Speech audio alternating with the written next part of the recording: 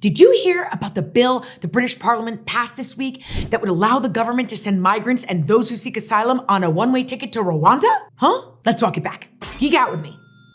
The UK is facing an increasing migrant problem. In 2022, over 45,000 migrants took the risky journey to get to the UK by boat, whereas just 4 years earlier, less than 300 migrants made the same trip. The journey across the English Channel is super dangerous. In fact, 5 migrants just died this week trying to do it. And the UK's asylum program is underfunded and overwhelmed, which is causing political divisions and angering British citizens. So conservatives in the UK, dating back to Boris Johnson, I miss this wig. You know I can't resist impersonating that guy. They've come up with this kind of weird and contentious solution to try and deter migrants from coming and also handle the number currently there by sending them, no matter where they're from, to Rwanda. And if Rwanda says they can stay, then they can stay. I mean, what could go wrong? The bill was first introduced in 2022 by Boris Johnson, but the British Supreme Court blocked it at the time because the government couldn't guarantee the safety of migrants once they arrived in Rwanda. So the government changed the bill by adding safeguards for anyone sent to Rwanda, with guarantees that they won't be returned to the countries from which they fled. The amended bill was shrewdly named the Safety of Rwanda Bill,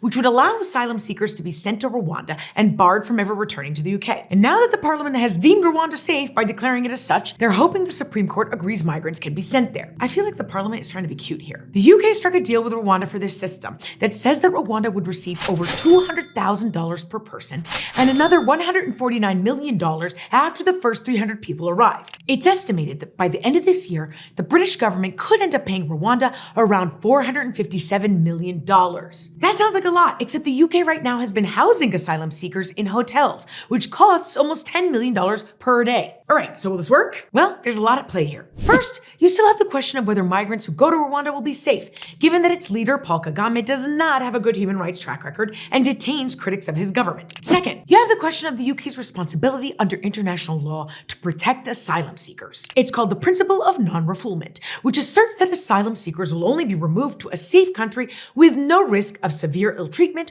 or being returned to a country where they would face such threats. And then you have politics, since the UK's current Prime Minister, Rishi Sunak, has pledged to stop the boats from coming, which some say his re-election is riding on. Sunak says the flights to Rwanda should start in 10 to 12 weeks, but immigration groups have promised to challenge the law. And the real question here is, even if this program does take off, would it actually be effective in deterring migrants?